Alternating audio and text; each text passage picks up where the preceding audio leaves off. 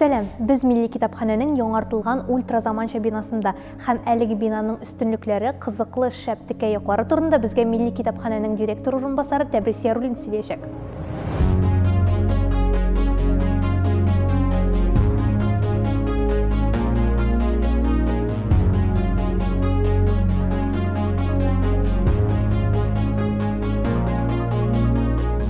Хәзер біз Милли китапхананың түзікләндірілген яңартылған бинасында, мында музыкаль залда бар, заманша зонасы да бар, классик китапхана да бар, конференц заллар, аудиториялар, театр, кахва эчә торган урыннар, һәм башкалар, буларны бөтенесендә без хәзер җентекләп һәрбер почмагын карап китәчәкбез.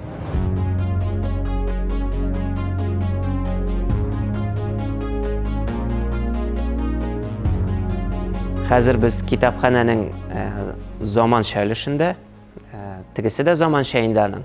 Монсы шундый универсаль зал дип әйтер идем, чөнки монда очрашуларга килеп була, свиданиягә, эшләп утырга, һәм башка менә нәрсә күз алдына килә мондагы интерьерларда. Шул эшләрне монда эшләргә рөхсәт.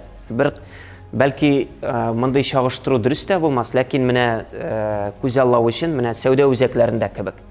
Сен анда киләсен, синән бит беркем дә сорамый, кем син, документың бармы, нәрсә эшләргә җыйнасың. Нәкъ шул ук принцип монда да була.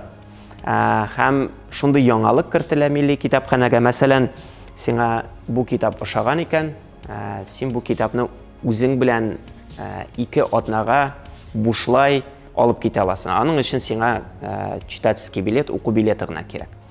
Монда тагын нинди зоналар бар? Артта калды менә компьютерлар залы. Анда эшләп утырырга, нәрсәдер укырга була. Тагын сул якта миннән балалар мәйданчыгы, сабыйлар дип әйтик инде. Ни өчен сабыйлар? Чөнки киләсен, балаларыңны калдырып китә аласың. Аны карап торалар, аны белән уйнап торалар. Ләкин баланы 2 атнадан алып китергә кирәк була. Монсы шутка. Тагын сабыйлар белән генә шикләнмәй. Монда балалар өчен мәйданчык бар, күбрәк инде мәктәптә укый торганнар. Менә монда күренә, теге баскычларда укыйсың, утырып, әдәбияты да шул возрастка, шул яшькә туры килә торган әдәбият. Монсы инде минем яшьтәге балалар өчен бу пространство. Менә бу диваннар, креслолар буенча һәм әдәбият буенча аңларга була, монда нәрсә эшләп була. Әгәр дә син теге югалып каласың икән, монда һәр вакытта да һәрбер мәйданчыкта ресепшн бар. Андагы кешеләр, китапханәчеләр без булабыз инде, ярдәм итәчәкбез кешеләргә. Тагын бу пространствода минем бер яраткан залым бар, ул музыка залы. Тәкъдим итәм шуны карап китәргә.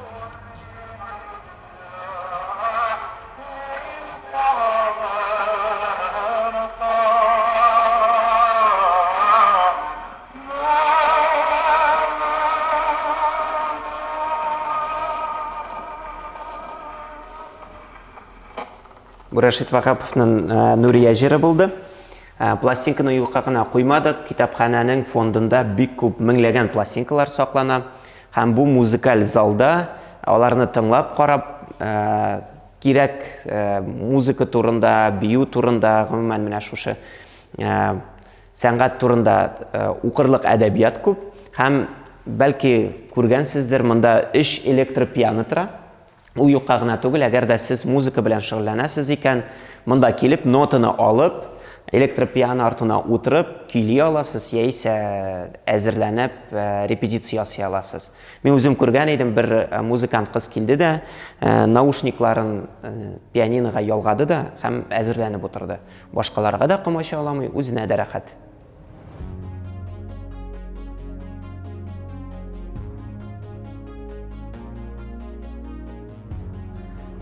Хәзер китапхананың террасасы бар. Әлегә андай мөмкинлек юк иде, менә һавага чыгып, өстән шәһәрнең бөтен манзарасын күрергә андай площадка, мәйданчык юк иде шәһәрдә. Кайдыр теге карый торган урыннар бар, ләкин алар барсы да диярлек Казанның тарихи өлешенә карый. Менә нәкъ безнеке уникаль, чөнки моннан син бөтен яңа төзелгән шәһәрне күрә аласың. Һәм тагын бер үзенчәлеге бар. Элек без бу бина янына килеп, аның теге кызыл өлешен тотып карый алмый идек. Хәзер андый мөмкинчелек бар. Әгәр дә ерактан карасагыз, бу бина элек бит инде Ленин мемориалы кебек төзелгән булган. Һәм ул шундый җилдә, җилфердәп торган кызыл байрак кебек төзелгән. Ләкин астында шушы кызыл байрак өлешенә ничектер менә өлешен тотып карап булмый иде. Хәзер менә була. Тагын бу урын нәрсәсе белән кызыклы. Безнең китапханәдә ресторан булачак. Һәм бу өлешен ресторан сезон вакытында терраса кебек кулланачак. Һәм әлбәттә без китапханә ачык һавада чаралар уздыру өчен бу менә дигән мәйданчык. Кино карыйбызмы? Бу элек кинозал иде. Хәзер бу конференц зал. Элек монда 300 урын булган булса, хәзер караучылар өчен теге иркенрәк булсын өчен 200 урынлык шундый зал эшләгәннәр, яхшылап җиһазлаганнар. Минем артта 5 метрга 8 метр зур экран, 4К сыйфаты белән мин теге үземне техника рекламалаучы кеше буларак хис итәм хәзер. Монда бик күп ут, бик күп тавыш. Бу зал нәрсә өчен? Акустик концертлар, кино күрсәтү өчен, фәнни гамәли конференциялар һәм башкалар. Менә нәрсә күз алдына китерә аласыз, шуның хәтле җиһазланган залда шул монда булачак. Китапханәдә бездә генә театр бар. Бу театр мәйданчыгының исеме Моң. Хәзер менә шундый эш процессы бара, шуңа күрә монда тавыш, декорациялар. Рәхим итегез.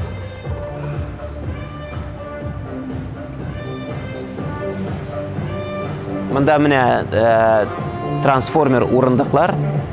Мин моны теге җәелгән рәвешендә күргәнем бар. Анда 130 кешелек залга әйләнә бу. Техник яктан бик каты җиһазландырылган. Менә бәлки кемдер булгандыр Угол театрында монда кичкенә балалар өчен дә спектакльләр бар һәм олылар өчен дә кичә генә беренче шундый ябык показ булды. Москва говорит дигән спектакль күрсәттеләр. Мин анда булдым, өстәл артында утырдым. Шуңа күрә урындыклар җыелган рәвешендә. Тагын әле монда Әлиф берләшмәсе күчә, Туфан Имамудинов, Нурбәк Батулла, аның йолдызлары. Бәлки сез аларның да спектакльдә булгансыздыр. Алар менә хәзер китапханә мәйданчыгында, Моң мәйданчыгында узачак.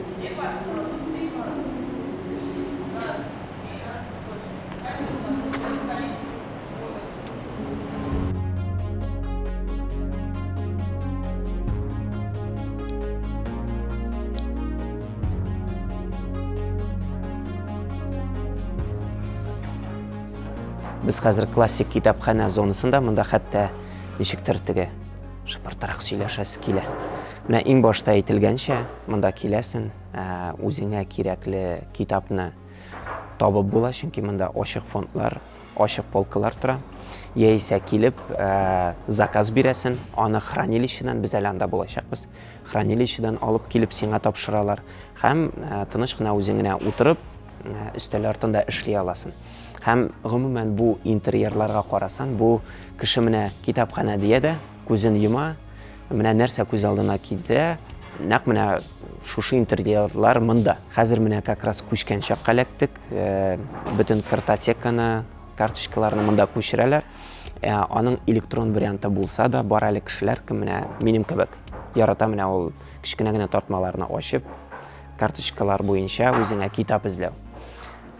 Мин монда теге кешеләргә комачауламыйча, хәзер интерьерларны өскә менеп карарга тәкъдим итәм. Хәзер без менә классик зонада, уң якта, сул якта минем китап киштәләре тора, алар тематикалар буенча бүленгән. Хәзерге вакытта барлык менә бу ачык фондларда урнаштырылачак китаплар барсы да диярлек инде күчеп беткән. Моннан соң менә берәр атнадан инде бөтен китап фонды хранилищеларга күчәчәк. Безнең библиотекада, китапханада 3 миллион ярымга якын китап саклана, фондында бар. Алар бөтенесе дә монда күчеп беткәнче әле шактый вакыт кирәк. Менә нәкъ минем алда тагын бер кызыклы урын, шуны карап китәбез. Минем арттагы скульптура бу сугышка каршы шествие, бик кызыклы, 70-нче еллардан. Менә бу бинаның иң беренче функциясе ул Ленин мемориалы, мавзолей дип әйтмәкче. Ленин мемориалы булырга тиеш иде. Шуңа күрә менә бу совет чорыннан калган скульптура, аны яхшыртканнар, яңартканнар шулай ук. Ул да бу классик зонаның бер достопримечательности, теге игътибарны җәлеп итеп торучы урын булып тора. Менә минем янда мебель, ул компьютер белән эшләү өчен, һәм монда генә бар шундый фокус, тылсым бар шундый. Менә аны менә шулай сыйпасан, ут яна. Видеода күренә микән, юк микән. Тагын сыйпасан, сүнә. Магия.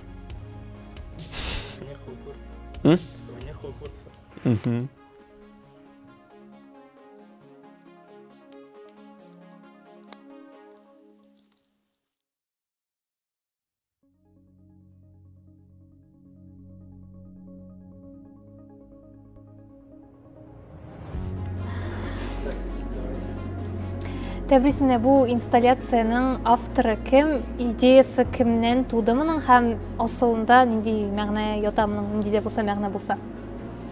Моның авторлары күп, бер төркем, зур төркем кешеләр эшли моны.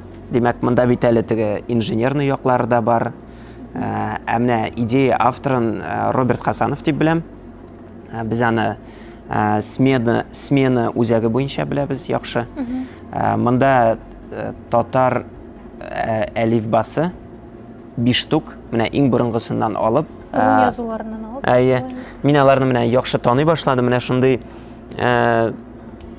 шакмаклы хәрефләр, билгеләр, алар рун язмасы, менә шундый өтерләргә ошаганнары, яисә шундый оҗдахага ошаганнары, алар уйгур язмасы, гарәпнекен, латин һәм Кирилл хәрефләрен, аны инде син үзеңдә һәр кеше таный, минемчә. Тагын нинди функциясе бар бу әйбернең? Менә беренчедән ул безнең язма мирасыбызга кызыксыну уяту. Һәм монда шундый интерактив штука бар, мәсәлән, була шундый махсус вакытлар. Кайчан син киләсең, мәсәлән, Кирилл хәрефләрен алар нинди оныткансың икән, мәсәлән. Басасың Кирилл хәрефе дигән төймәгә. Һәм Кирилл хәрефләре генә аскарак төшә. Бу идарә зонасында инде. Юк, идарә зонасында түгел, ресепшн янында. Моның төсе үзгәрә, димәк, мондагы чараларга туры китереп, аның төсен үзгәртеп була. Һәм гомумән бу урынга, китапханәгә менә килүче кешеләр алар күп түгел иде. Монда менә экскурсиягә кешеләр килә. Һәм мин гадәттә 25-30 кешелек группадан төркемнән сорыйм. Әйтәм, кайсыгыз китапханәдә булганы бар? Менә 2-3 кеше кулын күтәрә. Калганнар нәрсә дип килә? Кызыгып килә.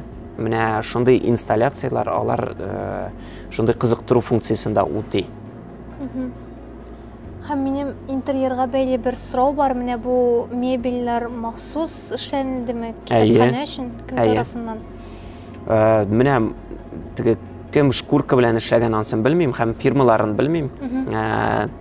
Ләкин гомумән бу проектны Хор дип аталган архитектур бюро ясаган.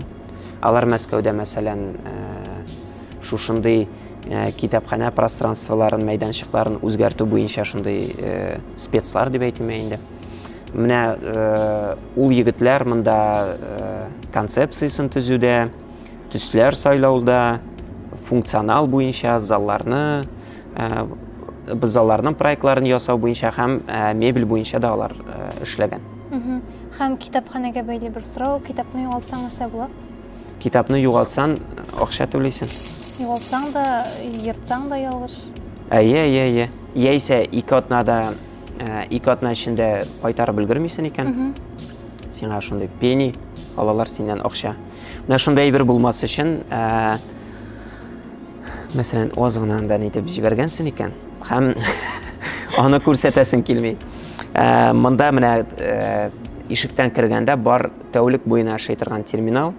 Димәк, китапханә ябык булса да, син төн уртасында килеп, китабыңны биреп калдырып китә аласың.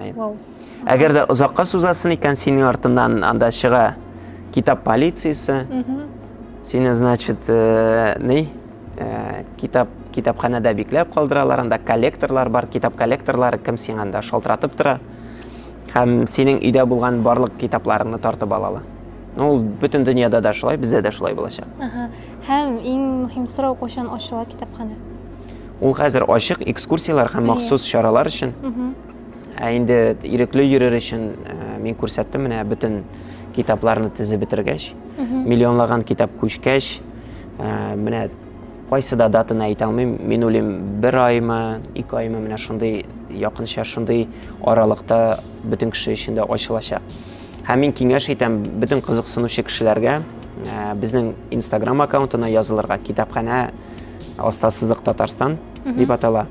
Менә кызыксыну шул кадәр зур, без соңгы 3 атна эчендә 5000 язылучы, 5000 кеше безгә язылды Instagramга. Аларның хәтта экскурсиягә булса гына да ләгәселәр килә. Һәм мин башка кешеләргә дә теге киңәш итәм, менә ул аккаунтка язылып, карап барырга. Аңлавымча, экскурсияларга кызыксыну бик зур, чөнки мин анда Instagramда комментарийларны укып утырган идем. Сез бернинди экскурсиягә да регистрация юк, мин һаман ачам һәм җитешмим дип анда. Ажиотаж зур. Без мөмкин кадәр күп итеп ачабыз, ләкин бик тиз бетә. Шуңа кешеләр инде ни итәләр, теге сарулары кайный, теге ләг алмагач. Берничә дә булмый. Булды. Сау буласыз, тәбрис. Сау бул, гүзәл. Хуш.